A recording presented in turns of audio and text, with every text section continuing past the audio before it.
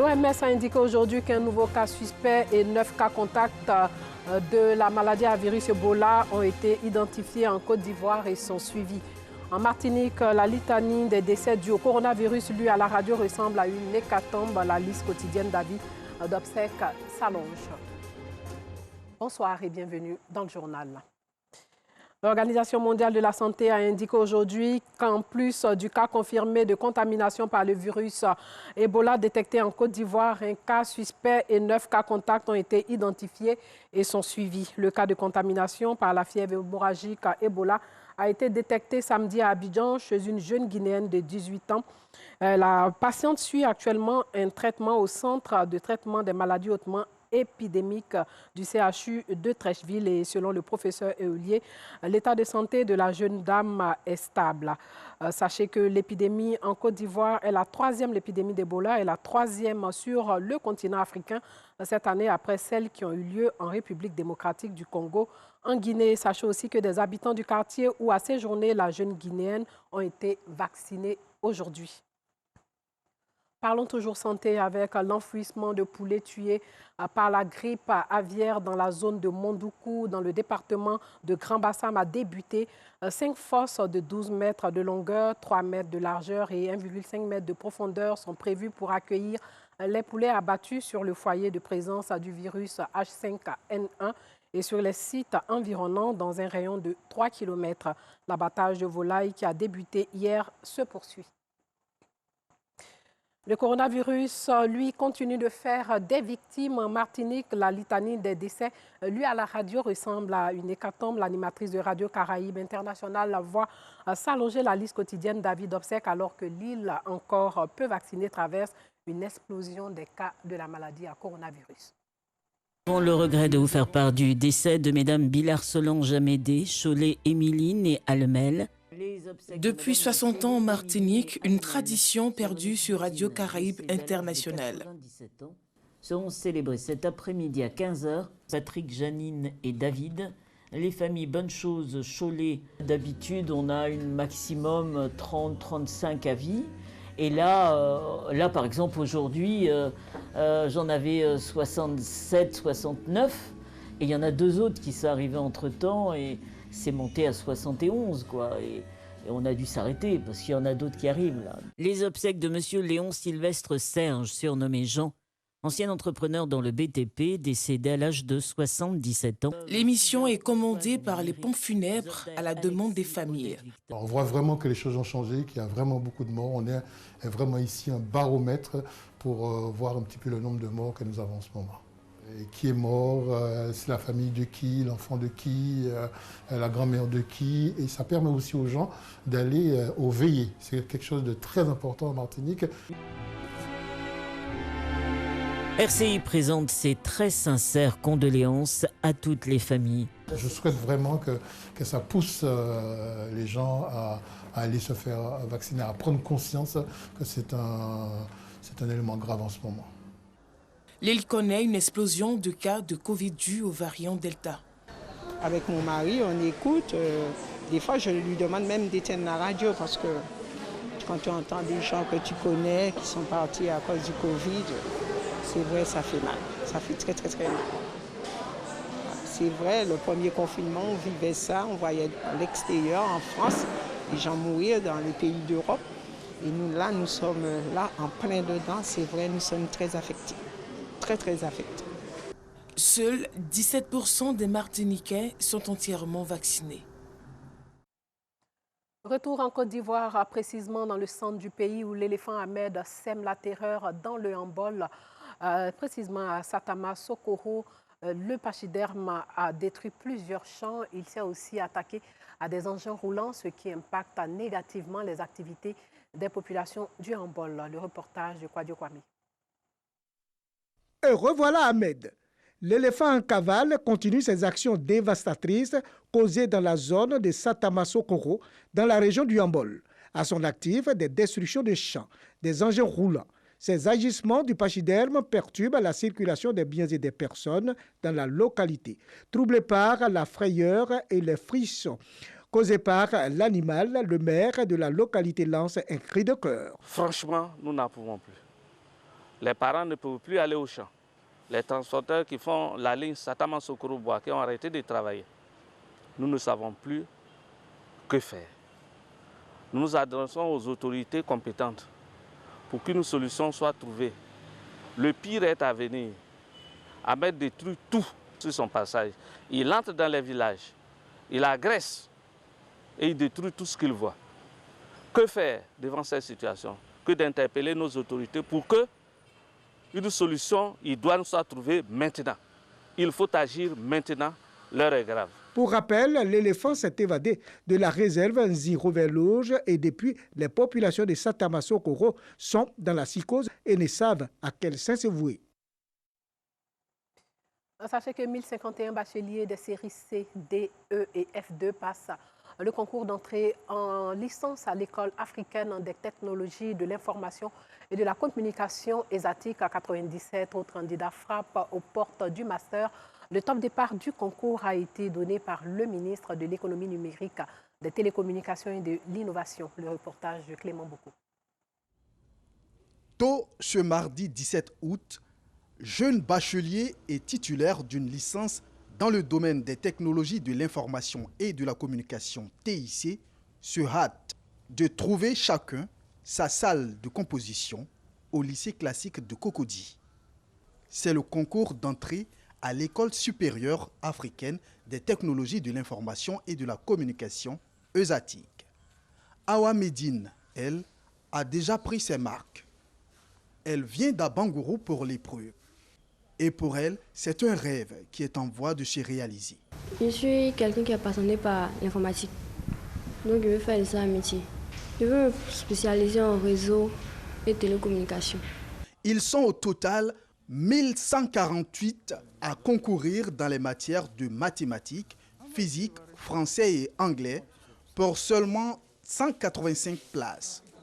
Pour le ministre de tutelle, venu galvaniser les futurs génies de l'informatique et des télécommunications, seuls les plus méritants seront sélectionnés. Tout est bien organisé, les malles sont scellées, donc il n'y a pas de fuite. Donc c'est parce qu'il faut que le concours soit intègre et il faut que les meilleurs soient retenus. Donc nous on garantit donc avec le directeur de l'école de l'ESATIC, le directeur général, avec le président du jury. Donc nous voulons un concours intègre et que les meilleurs soient vraiment retenus, un concours sans intervention et que les meilleurs soient retenus et puissent intégrer l'école. Une extension de l'école est prévue pour accroître la capacité d'accueil, selon le directeur général de l'ESATIC. Aujourd'hui, l'ESATIC peut compter près de 800 étudiants avec l'infrastructure actuelle. Mais avec les dispositions prises par le gouvernement, dans les années à venir, l'ESATIC devrait accueillir plus de 2000 étudiants chaque année. Pour la rentrée académique 2021-2022, l'ESATIC pourra accueillir à l'issue du concours 150 étudiants pour le niveau licence et 35 pour le niveau master. Les résultats sont attendus le 25 août prochain. Un mot de religion avec les femmes musulmanes tidjani qui vendent des produits et services à la grande mosquée de la Riviera Golfe. C'est dans la commune de Cocody à l'occasion de la première édition de leur journée culturelle. Cette journée culturelle qui vise à offrir un cadre d'expression aux femmes musulmanes tidjani et des opportunités aussi pour faire valoir leurs compétences. Alassane Pargandrabo. Elles sont venues des différentes communes d'Abidjan pour prendre part à la première édition des journées culturelles de la femme musulmane tidjani. Elles, ce sont des femmes musulmanes qui disent mettre la spiritualité et l'éthique islamique au devant de toutes leurs activités. La femme musulmane n'est pas celle qui est voilée parce qu'elle est sous le joug de l'autorité de son mari qui ne veut pas qu'elle sorte, etc., etc. On peut être musulmane, voilée, entrepreneur. Et donc, pour joindre dans l'acte à la parole, nous avons invité des femmes à venir montrer ce qu'elles savent faire. Et en plus, nous avons invité des femmes qui ne sont pas musulmanes pour montrer l'ouverture de l'islam sur les autres. L'initiative de l'Association des femmes musulmanes tidjani de Côte d'Ivoire est soutenue par la ministre de la Femme, de la Famille et de l'Enfant, marraine de ces journées, tenues du 14 au 16 août dernier. Nous sommes même dans un des thèmes essentiels de notre ministère, la valorisation de la femme. L'entrepreneuriat, c'est aussi l'éthique. On n'entreprend pas pour gagner de l'argent, du profit à tout vent. Donc c'est une bonne chose qu'il y ait des outils qui encadrent tels que ici la spiritualité. Pour Cheikh Moustapha Sonta, calife général des Tidjanis en Côte d'Ivoire, ces journées culturelles sont une excellente aubaine de formation spirituelle des femmes musulmanes. Avec la foi, on refuse de l'argent parce que ça ne convient pas à notre religion, ça ne convient pas à notre foi. Avec cette dimension spirituelle, on arrive à devenir une femme entreprenante, une femme leader, sans tricher. Les journées culturelles de la femme musulmane Tidjani sont aussi l'occasion pour ces nombreuses femmes de religions diverses de vendre leurs produits et faire connaître au grand public leurs services. Les imams, eux, présentent leurs vœux du nouvel an au président du COSIM à la mosquée Arafat de la Riviera Bonomé. C'est toujours dans la commune de Cocody. On en sait plus avec Alassane Pargan-Drabo. Voilà 8 jours que la communauté musulmane de Côte d'Ivoire est entrée dans une nouvelle année, l'an 1443 de l'Hégire. Ce matin, les imams du pays ont présenté leurs vœux au guide suprême de l'islam en Côte d'Ivoire, Cheikh Aïma Ousmane Diakité. Une présentation de vœux fort appréciée par le président du COSIM, Conseil supérieur des imams des mosquées et des affaires islamiques. Cheikh Aïma Ousmane Diakité a profité de l'occasion pour dire toute sa satisfaction aux imams pour leur implication dans la réalisation des projets de la communauté musulmane. Nous allons continuer dans la réalisation de nos lycées et dans la finition du nouveau siège du COSIM et dans d'autres projets. Notre ambition, comme je le dis, c'est de faire mieux que ceux qui sont passés avant nous. En retour, les imams ont réitéré leur prière au guide de l'islam en Côte d'Ivoire et ont également prié pour la paix et la stabilité de la Côte d'Ivoire. Toujours demeurer dans la prière. Ces années-là ont été des années d'épreuves. Et nous continuons de vivre ces épreuves-là. C'est Allah seul qui peut nous sortir de là. Et donc continuer les prières afin qu'Allah nous donne la santé, la longévité, la prospérité. La communauté musulmane joue un rôle très important dans notre nation, qu'elle continue de jouer ce rôle de développement et de cohésion sociale. Et notre cheikh est sur beaucoup de chantiers, qu'Allah l'assiste. Que notre pays soit épargné des différentes maladies, des pandémies qui sont dans ce monde-là. Et en seconde position, que Dieu puisse nous permettre de nous organiser pour mieux représenter la communauté musulmane dans tout ce que nous entreprenons dans la vie de tous les jours. Le cheikh Aïma Ousmane Diakité entend étendre cette présentation de vœux à toutes les composantes de l'islam en Côte d'Ivoire, ce à l'occasion de la prochaine année égérienne. Parlons culture avec la première édition du Festignan, un festival qui promet la culture du peuple akyényan. L'événement culturel s'est déroulé à Niaman, à Djamé. C'est dans la commune d'Aniaman, dans le sud de la Côte d'Ivoire. Des concours culinaires et des danses et d'autres activités ont meublé ce festival. Le reportage de Anissette Konan. Le village d'Aniama à Djamé, dans la commune d'Aniama, aux couleurs de la semaine culturelle Festignan.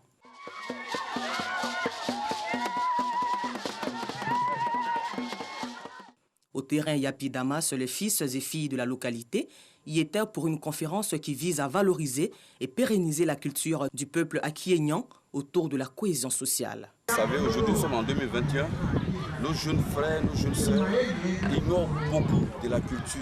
C'est pourquoi nous avons voulu insérer nos danses, le chomi pour les femmes, le sami pour les hommes, le foutué que nous connaissons. Occasion pour le professeur Boni Yapo, conférencier de la première édition du Festignan, de revenir sur l'historique du peuple akyényan tout en mettant l'accent sur la vie en communauté. Les Nyans font partie des Akyénédés. Ce sont des peuples qui vivaient dans l'Empire égyptien. Et ces peuples donc, ont migré plus au sud. Ils sont donc venus s'installer dans les régions de l'Afrique de l'Ouest. Il y a eu plusieurs peuples qui ont migré, dont ceux qui sont connus actuellement comme les Baoulés, les Agnis, les Aprons, etc. Il se trouve que l'origine des Akyés n'est pas limitée à l'Empire du Ghana. Initiative bien perçue par ténor Jules Aboudou, chef du village d'Aniama à Djamé. La première édition de cette semaine consacrée à la valorisation de la culture du peuple akyényan a été meublée par une opération de don de sang, Un concours culinaire et de danse qui mettait en exergue la danse Fokié, patrimoine du peuple akiénian. Rendez-vous est donc pris l'an prochain dans le village d'Anyama à Djamé, dans la commune d'Anyama, pour la 2e édition du Festignan. Fin de ce journal, portez-vous bien.